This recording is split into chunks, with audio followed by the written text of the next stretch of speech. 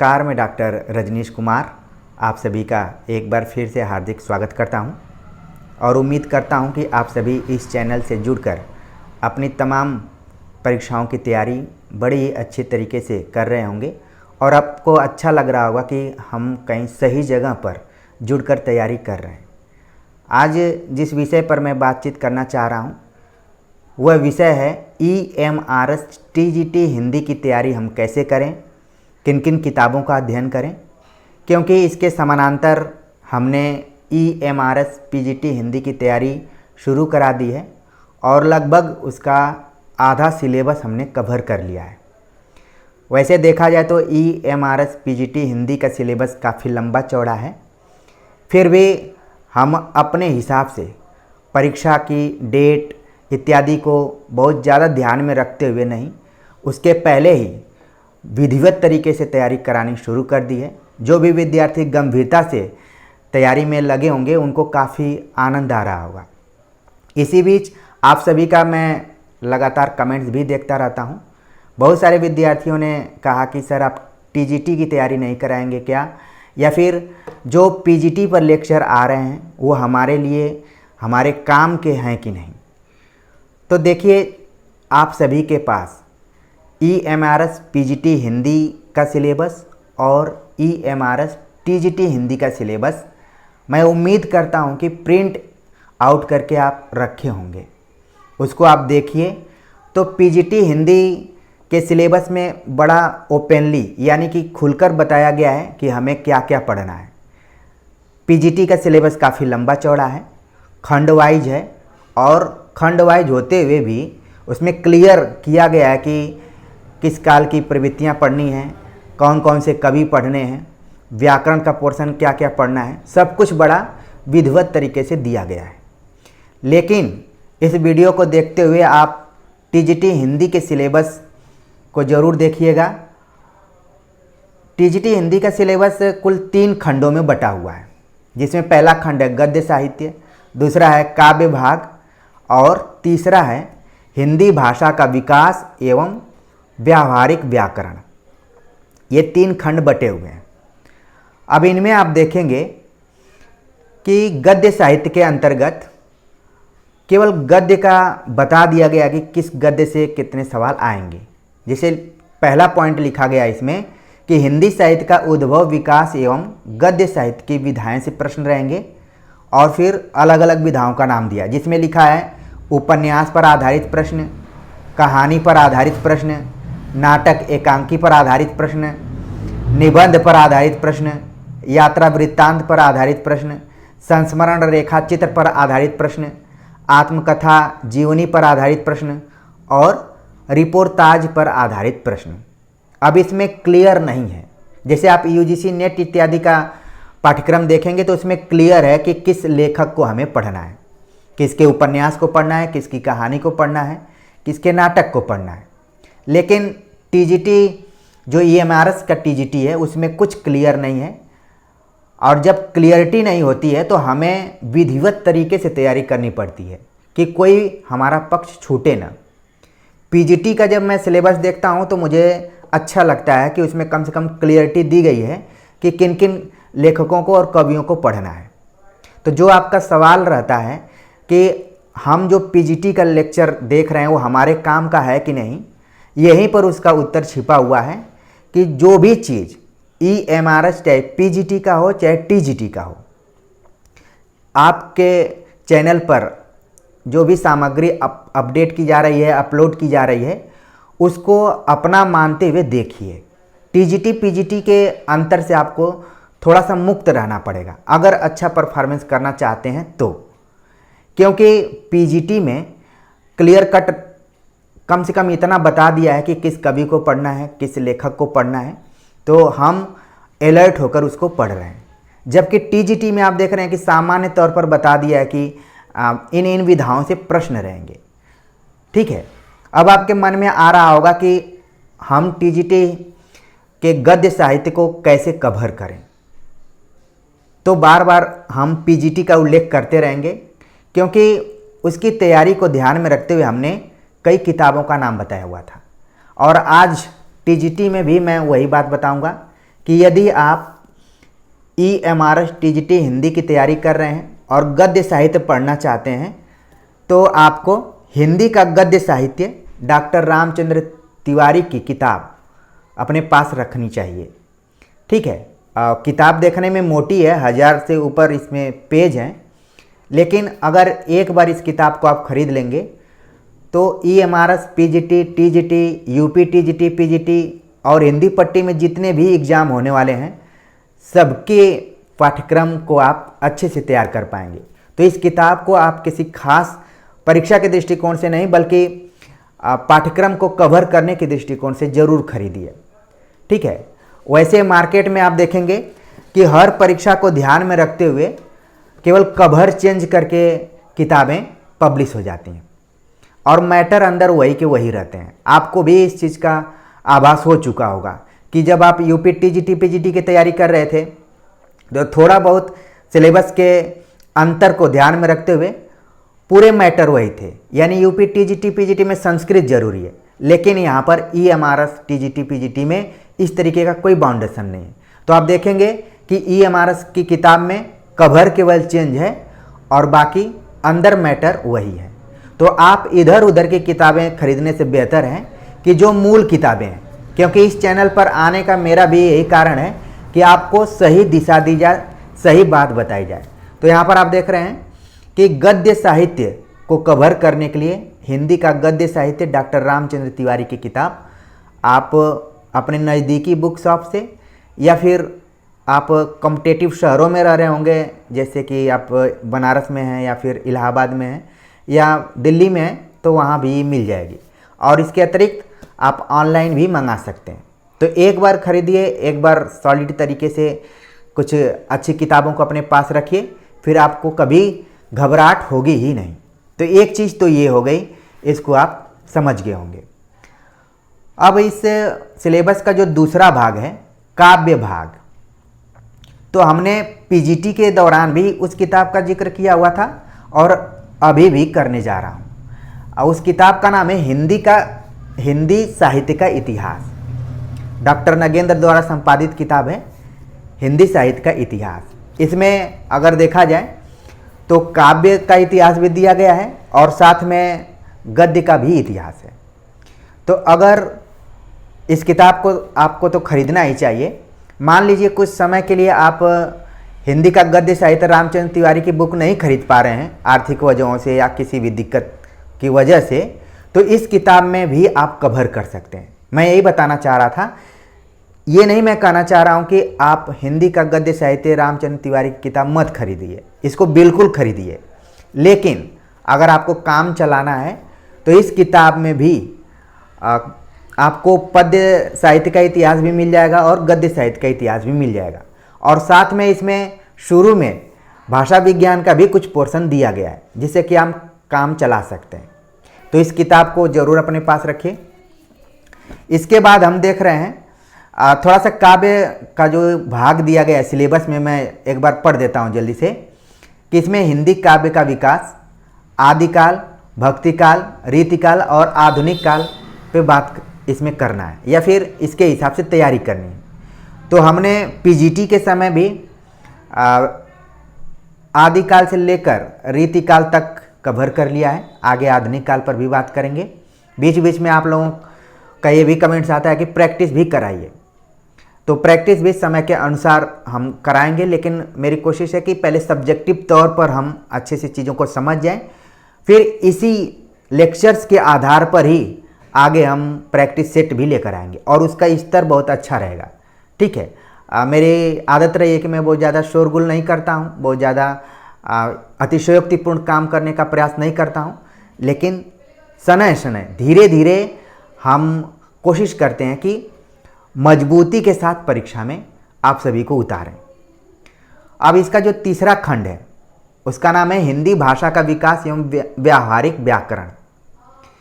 तो इसके लिए मैंने कहा कि शुरू में हिंदी साहित्य का इतिहास में इसका पोर्शन दिया गया है। जिसके पास किताब होगी वो खोलकर तुरंत देख भी रहा होगा कि मैं कितनी बातों को सही कह रहा हूँ। बाकी हिंदी व्याकरण के लिए मैं बार बार एक किताब को आप सभी के सामने प्रस्तुत करता हूँ। उसका नाम है आधुनिक हिंदी व्याकरण और रचना। पीजीटी के दौरान भी यही किताब मैंने बताया था और टीजीटी के दौरान भी मैं यही किताब बता रहा हूँ। इस चीज़ को आप ध्यान में रखिए, क्योंकि आप जब सिलेबस को देखेंगे तो आपको खुद इसका आभास हो जाएगा कि केवल टीजीटी और पीजीटी में अंतर है। पढ़ना तो हमें वही सब है, थोड़ा बहुत माइनर अंतर है उसमें। ठीक है, तो व्याकरण के लिए आपको कौन सी किताब पढ़नी है? वासुदेव नंदन प्रसाद की किताब आप निश्चित तौर पर खरीद लीजिए। बाकी अगर व्याकरण की किताब आप ऑलरेडी कोई खरीदे हों तो उससे भी आप काम चला सकते हैं, लेकिन ये सब किताबें ऐसी हैं कि अगर परीक्षा में कोई प्रश्न जो उसका उत्तर है गलत आ गया है या फिर आंसर की गलत आई है तो आप इसको लेकर आप अपना जो आपत्ति दावा होता है उसको पेश कर सकते हैं। आधार यही सभी किताबें होंगी और मेरे न चाहते हुए भी, और मैं क्यों नहीं चाहूँगा, मैं चाहूँगा कि आपके पास कोई न कोई वन लाइनर किताब ज़रूर हो जिससे कि आप कम समय में तैयारी कर पाएँ, क्योंकि आपकी तैयारी का लेवल अलग अलग है। जब आपके पास समय रहेगा, पर्याप्त समय, तो आप मूल किताबों को पढ़ेंगे।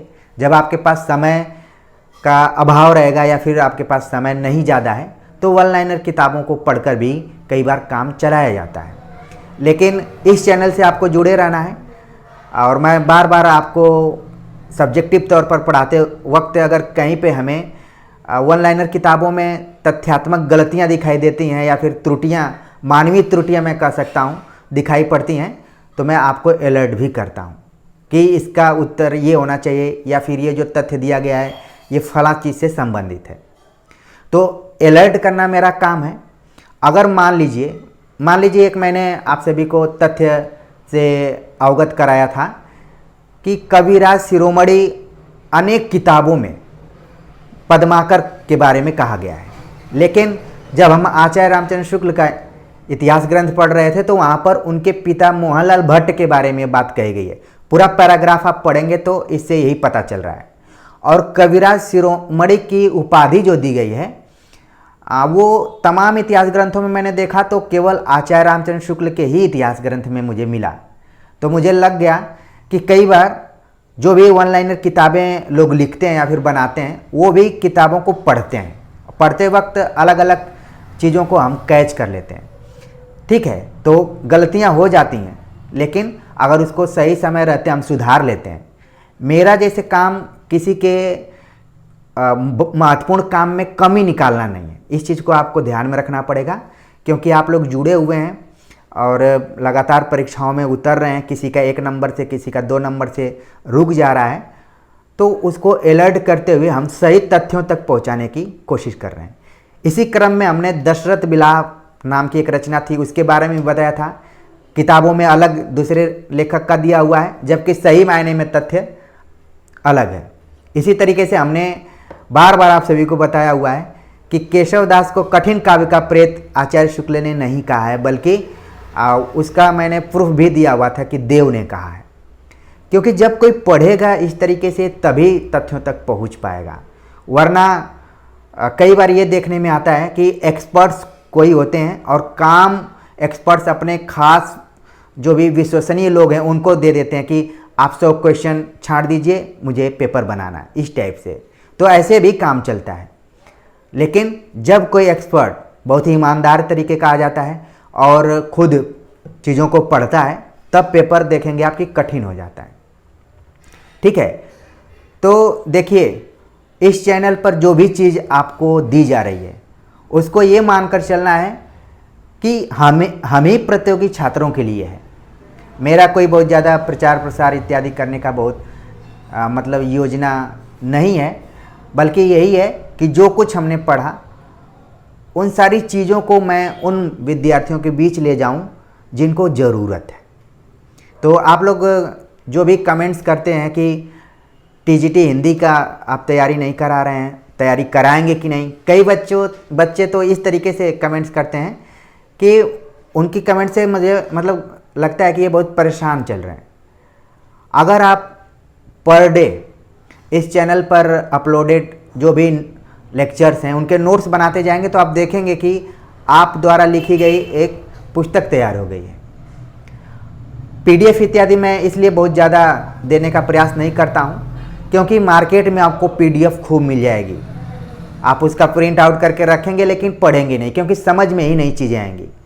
तो इसलिए कदम से कदम मिलाते हुए अंगुली पकड़कर चलिए, अच्छे से अपने 24 घंटे में से आधा घंटा वक्त निकालते हुए इस चैनल को दीजिए और साथ में बैठकर पढ़िए।